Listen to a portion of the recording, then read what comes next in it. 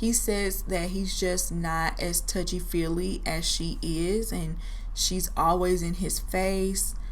I mean, the way he's talking about her, you would think that he was Professor Ogilvy and she was Mrs. Parker. Like, is this not your wife? And you were acting like that on the honeymoon, and now all of a sudden you want to take it back and make her look crazy.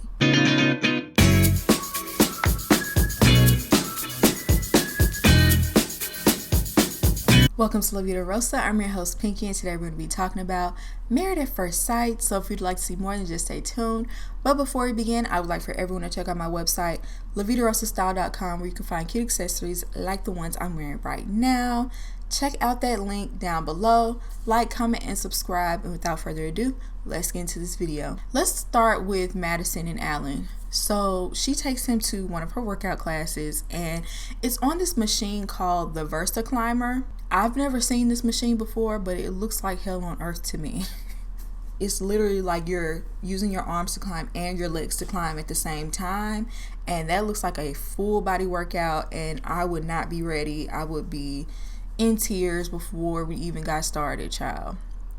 It's funny because Allan pretty much felt the same way, but he pushed through.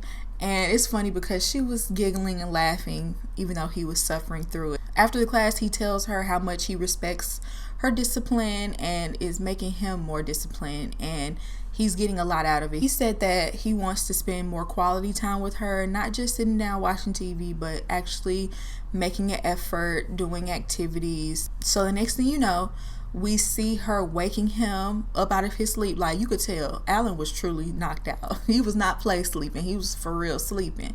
She woke him up, gave him 2 seconds to eat his pancakes, and had him out the door.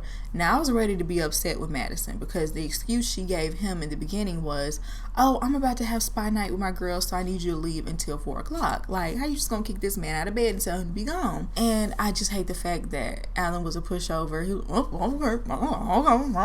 okay. Allan, I want you to stand up for yourself sometimes. At least give a little pushback. At least ask a question or two. But it turned out to be a surprise party for him. And I thought it was very sweet. Instead of doing like the regular housewarming that everybody else did this episode, she tailored it to him. So I thought that was a beautiful thing. Inviting his friends, her friends. And he seemed like he was genuinely surprised when he walked in the door. He was excited. What does he have? A Corvette? She had a little toy Corvette on his cake. She said to his friends that she wants him to genuinely be able to criticize her. She's been giving all her critiques, but she wants him to give some of his back. Her friends kind of gave him the same advice, you know, be more vocal, because he felt some type of way that she went to a game with her friend, and he was like, I didn't necessarily have to go, but an invite would have been nice. And I wish he would speak up. Like, this is what we've been telling him the entire time. Like, Allan, you have to say what's on your mind with her. She's not going to respect it. So anyway, she ended up planning a field day for all of the couples. We already know it's his birthday, but apparently they went out the night before, and, you know, he got toe up drunk, and he was so hungover the next day that he just couldn't show up. And so they got into a little argument right before she left. And she did end up leaving him there because this was her event. So I understand her being upset. She had to show up without her husband. But also, it was his birthday the night before. Like, you know, if he kind of, it's not like this is something he does every night. She acted like, yeah, that wasn't cute for him to get that drunk. But it was his birthday. And even David had to defend him. Like, come on, like, it was his birthday. He was turning up. Anyway, during the field day, these people are too old to be trying to tackle each other and play touch football, flag football, whatever you call it. And they're pulling their hamstrings. They're doing that, using that little massage machine. Let's move on to Camille and Thomas. For their gathering, they ended up having a pool party at his brother's place where he was going to cook with his sister-in-law, and she was going to bring her friends. It's funny because at the very beginning of the party, he asked his sister-in-law to get him and his brother 2 beers, but forgot to get the drink order for his wife. And so everybody was like, you gotta remember, you got a wife now. I don't think she took it to heart. I don't think it was a big deal, but it was just funny because, you know, you could tell he's used to catering to his brother, but not having someone next to him. So everyone's asking them like surface level things that they know about each other, like favorite color, what they like to eat, different things like that. And they know those answers. He says that he likes to take notes on her likes and dislikes because this is a part of where he failed in his relationship in the past. So he wants to make an effort not to make those same mistakes. Her sister brings up the fact that he's the lightest man that she's ever been with. And especially knowing that her sister has majored in African American studies. This is something we find out towards the end of this episode when they have another conversation about race. Why does she feed into that? Because who cares? Who cares if he's the lightest guy? Why do y'all keep harping on that? That would make me feel almost insecure. Like, well, we've been having these many conversations about how I'm not necessarily your type personality wise, and now I find out I'm not your type physically either. I'm the lightest guy. Like, you're just inviting a lot of unnecessary negativity, in my opinion. They also brought up the fact that his personality is more laid back than a lot of the guys that she's talked to in the past. So instead of like comparing him in specific ways, just say he's more different than any other guy I've been with, but maybe different is exactly what I needed. At least, spin it in a positive way, because it always comes off as negative. And if I were his family, even though they still like her, it didn't rub them the wrong way, I might have been offended for my brother. You know what I'm saying? Like, who do you think you are to come in and tell him who he is? Especially when she has the same exact demeanor. I don't see much of a difference between Thomas and Camille. What they do like about her compared to some of the women he's been with in the past is that she's more genuine and not opportunistic. And I love that they didn't focus on looks necessarily, but they focused on who she is as a person. That's what you and all of your friends need to be doing as well. Y'all coming in with all this shallow conversation about his looks and whether or not he's black enough. That is the reason why you were in a position where you signed up to have somebody else choose your husband, because all the guys that you chose that fell into that category weren't husband material, clearly. And then she was like, yeah, I don't want to make him into somebody that he isn't. They asked them, have they done the do? And they have not. And she's like, as the emotional connection with him grows, the more you feel comfortable to do that. It feels like on the next episode, though, that's coming, I feel like she might switch up a little bit as far as her attraction goes once they go there. They talk about their cleaning habits. He says that she's tidy, and the sister was like, what? I don't know about all that. And then he's like, wait, from what I've seen, she is. Do you know something I don't know? And she was like, oh, no. I'm like, sister, just keep your mouth shut. You've been running your mouth too much. Hush. Stop throwing salt in your sister's game. So then one of her friends asked him about the cultural difference. He said that he didn't see where the difference was.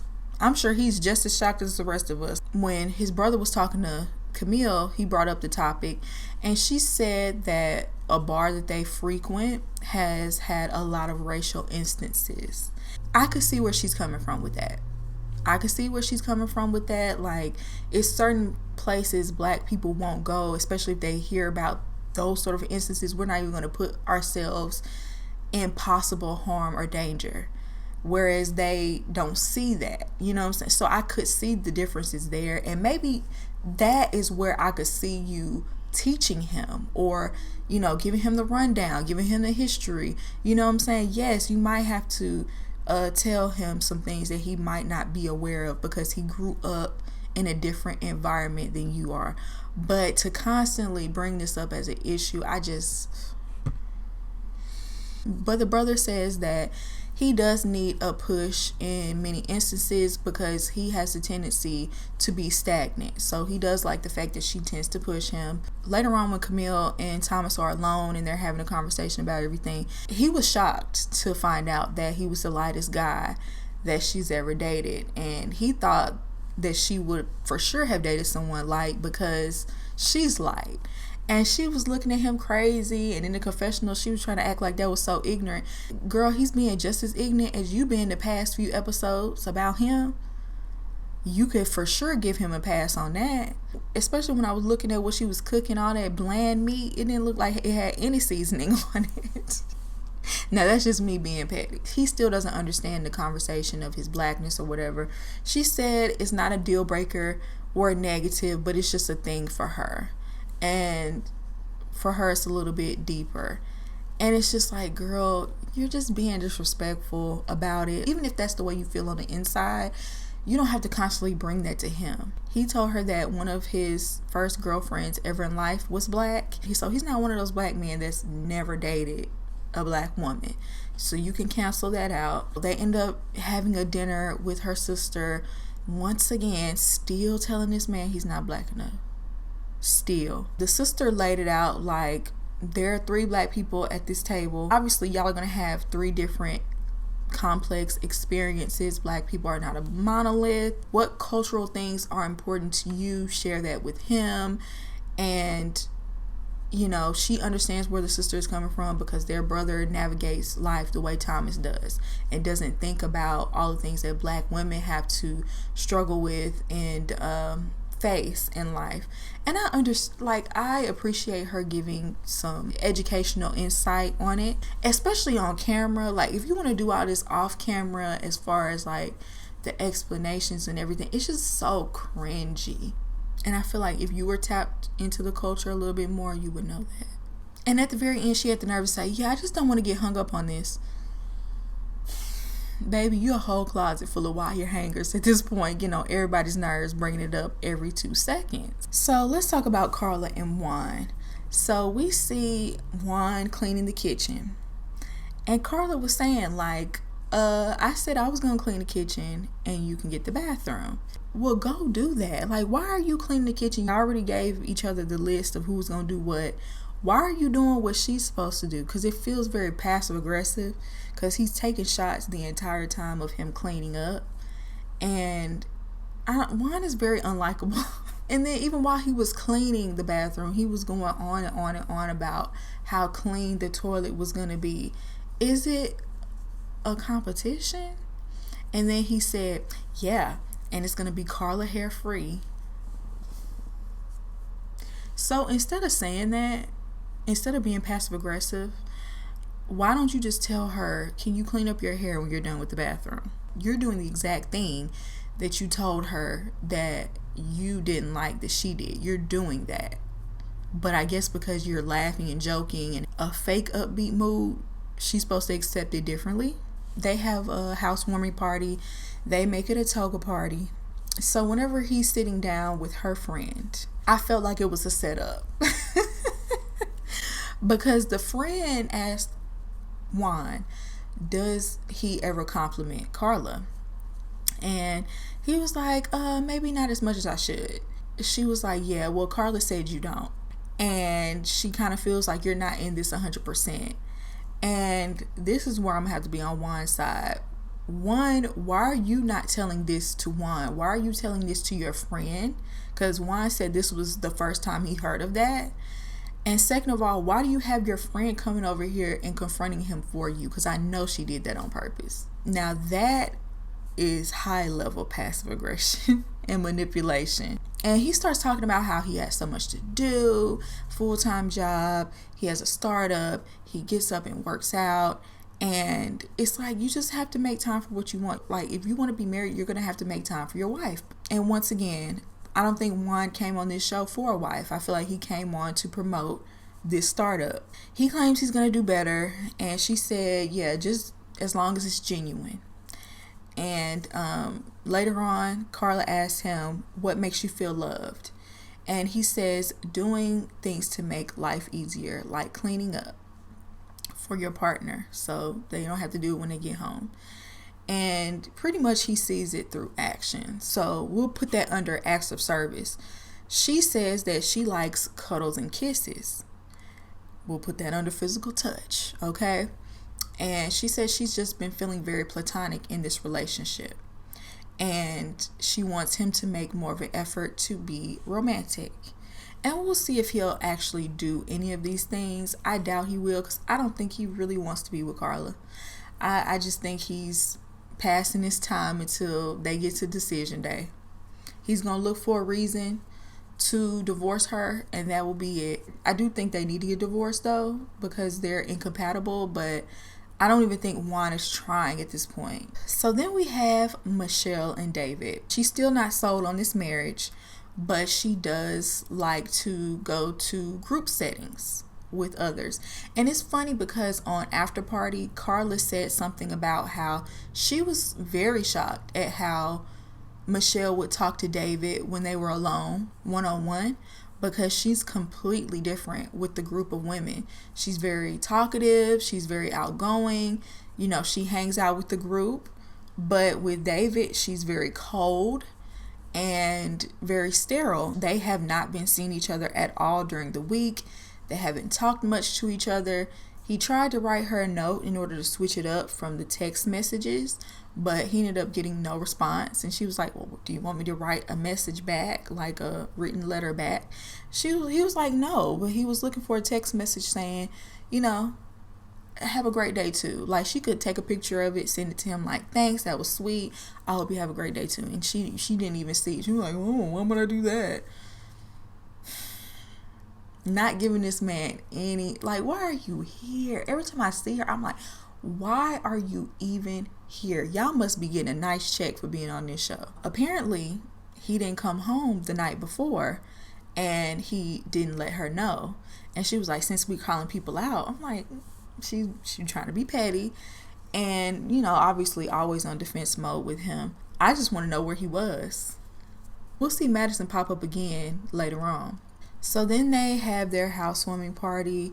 His friend came in bringing in a nasty, I guess a not safe for work housewarming party that they could not open in front of everybody. So she ended up giving him a tour and let them know that they were sleeping in separate bedrooms. I feel like that's something that didn't have to be shared with everybody, but she constantly has to sun him in one way or another. Whenever he sat down with her sister and friend, he said it's been rough with Michelle. He's had a hard time trying to break through with her. There's things that she wants him to change, and he's willing to change. And he just wants more insight as to what he should do to try to win her over. And the sister was like, you have to be careful that you're not changing yourself as a person. He was like, no, I'm not worried about that, because the things she wants me to change, they're making me better. Like the stop smoking, yeah. They give him the advice to do things that she likes, go with him to workout classes.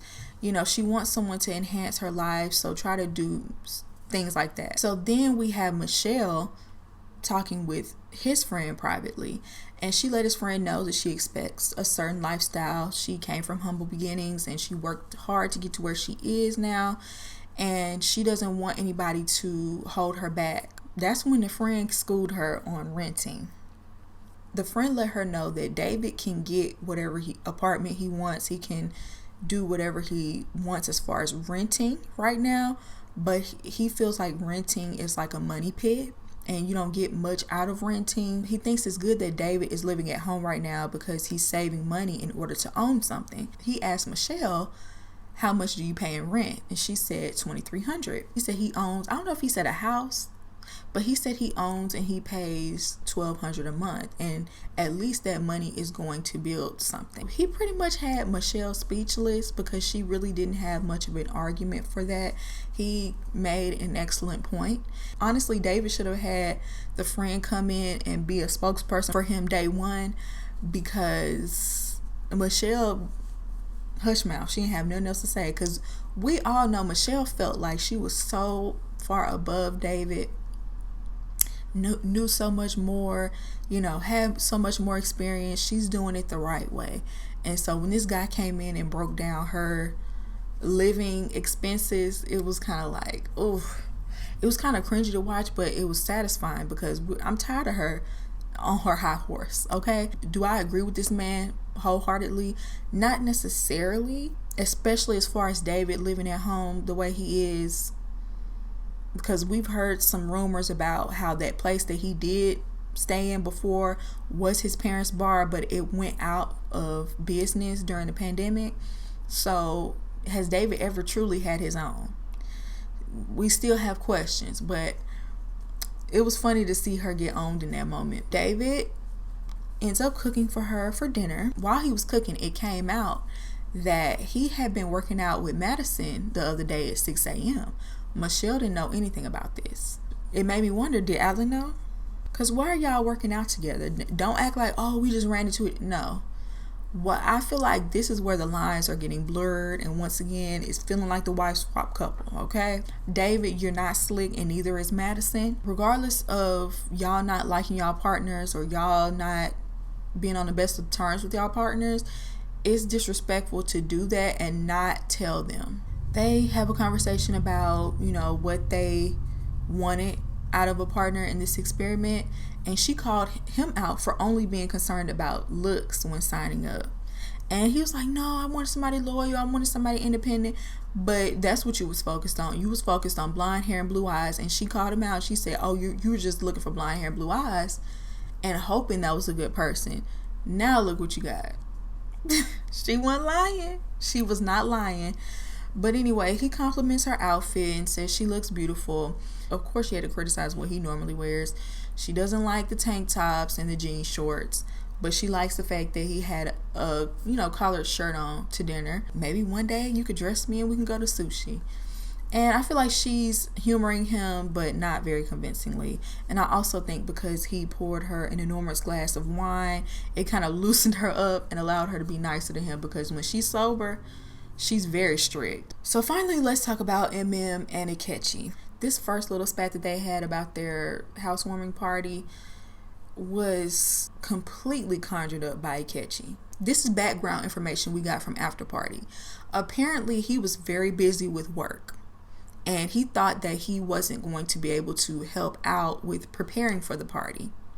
And Mim stepped up, did all the decorations, ordered food, yada yada. She did everything. He didn't really have to lift a finger. So the day of the party, she tells him, yeah, I ordered some tacos from this taco spot. He was like, have you ever had them from there? She was like, no, hopefully they'll be good, but I just didn't know how to make fish tacos.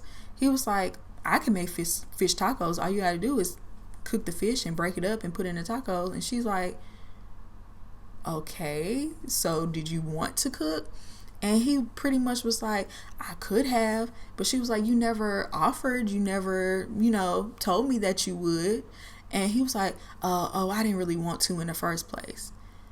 So what was the point of that? He was being completely weird for no reason. And even when the women confronted him on After Party, he did not have a good reason. Like, it made him look worse when he gave the backstory. And I love that Stasha called him out on being passive aggressive. So then they have the housewarming. Once again, he keeps making all these snarky comments about the dog. Like when one of her friends walked in and the dog started barking at her friend, he was like, at least I'm not the only one that dog barks at. If you don't like the dog, just be honest about it. Like, every time he says anything about the dog, it's negative. Not only did her friend come in, but the cousin that did that interrogation at the wedding to him came. He was unnerved by the cousin walking in. He was nervous. He was kind of shaky, shifty. As soon as he walked in, he dapped him up, but it was just like he was shook. When they all sat down, they asked him to describe her in 5 words. And he said, beautiful, passionate, ambitious, and then he ended it with aggressive. And I think as a Black woman, we always going to be very thrown off by that word, especially when the person you're speaking of doesn't exhibit those behaviors. That's a stereotype of Black women that unfairly gets put on us all the time, when that is not the case for every Black woman. That word completely threw the friend off. And the friend was like, can you please elaborate? And he's like, well, I'm from the South, so I'm used to women being a little bit more laid back. Is she a bit forward? Is she a bit, they use the word assertive on After Party? Yeah, because even when she first met him, she was the one to dive in for a kiss. But we didn't really see much of that since then. She's been pretty laid back. She's been pretty chill. Yeah, she likes to do karaoke and stuff, but I haven't seen many instances where aggressive, like you could even use that word. And it's just giving that he's very much so intimidated by her success, and he tries to knock her down a peg every chance he gets. And she was offended by it. She was not pleased with any of that. So when it was her turn to describe him, one of her words was nonchalant. And he had the nerve to get offended. Oh, I don't like the connotation.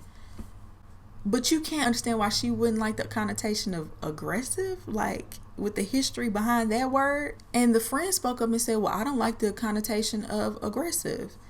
And he was like, it ain't about you. He asked me. And his friend that he brought, he was trying to mediate the situation and said, well, they can balance each other out. You know, he can be nonchalant. Maybe she can help him, you know, have a little bit more energy. And, you know, she can be aggressive. Maybe he can help her calm down. And that's when she kind of had her last straw with the word aggressive, because she said, y'all got to stop calling black women aggressive. And even though the cousin that was interrogating him at the wedding was trying to be in defense of her, he was even still calling her aggressive. He was like, yeah, it's just in some women's nature to be aggressive. Can you handle it? He doesn't mind letting her take the lead in certain instances if she has more education on the topic. That's when the cousin got into, well, what's the most exciting thing y'all have done since being back from the honeymoon? And he pretty much said this, the housewarming party. And the cousin was like, well, how do you plan on getting to know somebody by sitting in the house? This is not college. We're not sitting in the dorm room. That's not how you get to know people anymore. And he said there are two independent people working all day long. They have to match up with each other's schedule. And the cousin just jumped to, well, you will bore her. And, you know, Aatchi he's very defensive at this point. So he was like, yes, I will bore her. And now, at this point, do I think the cousin is kind of overstepping? I do. I do think the friend and the cousin are doing a lot. They are doing too much. And I kind of understand why Aatchi is on the defense. So obviously, this is something that MM wants, and she should be the one to tell him, right? At the same time, I think they smell a fraud with him. And I think that's why they're going so hard. And I don't blame them for wanting to expose him. It was doing too much, because I can't imagine meeting my significant other's cousin and friend and them giving me the third degree questioning me like this. It would be an issue. The cousin asked him, do you see yourself falling for her? He was like, oh, I feel like I'm at an interview at this point. And he said, I will enjoy her, but I don't know about love.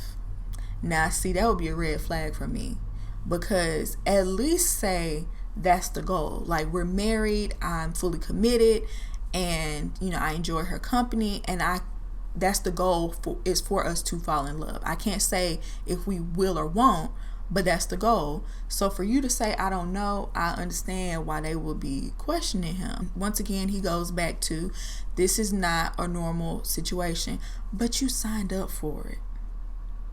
Twice. You signed up to do this. So yes, you are signing up to do everything in an accelerated fashion. You chose this. Nobody put a gun to your head and told you to get married to a stranger. You know, he's getting real defensive at this point, saying, y'all just want me to tell y'all what y'all want to hear. And they're like, no, we want to get to know you. Well, ask about me. I'm not here to appease y'all. He was seething the entire time, y'all. He was trying to hold down whatever anger that was about to pop out. I could see it in him. It was just bubbling under the surface. I feel like if they would have kept going, it would have been something else, okay? Might have got ugly up in there. He was the same way on the after party, because the women were very much jumping him. Not gonna lie. He deserved to get jumped. But they were jumping him, and he had that Charlie Brown fist. Like, he wasn't trying to show that he was mad, but he was very upset. And later on after party, he claims that he felt set up by MM, because all the questions that the cousin and the friend asked him, they talked about the other night in bed. And Stasha told him, well, maybe because you don't give her a safe space to ask those questions. You say you feel like when she asks questions, you feel like it's an interview and you want things to just go with the flow. You're not giving her a place to ask them. So maybe she did ask her friends to do it. And I thought she gave a really good point, because you are sending a lot of mixed messages. Later on, when he's talking to the men about her, he says that he's just not as touchy-feely as she is, and she's always in his face.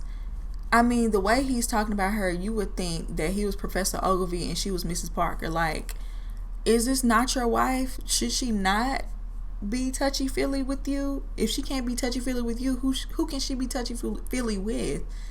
And you were acting like that on the honeymoon, and now all of a sudden you want to take it back and make her look crazy. She told the women about how at first he was loving the affection that she was showing him, and now he calls it aggression. She wants to know now, like, what do you want in a wife? Because like I said before, he is sending her so many mixed messages. And also, I love that the other women in the group are saying, like, the situation is aggressive. Yeah, y'all know how I feel about it, Aatchi. I feel like he's full of it. I hate the fact that he's making feel the way that she's feeling, because she's not doing anything wrong. And he put on this facade, and now his mask is dropping. That's pretty much what we're seeing in real time. But I would love to hear what y'all think down below. Do you agree with me? Do you not agree with me? I'd love to hear your opinion. And I hope you enjoyed this video, and I'll see you in my next one. Peace.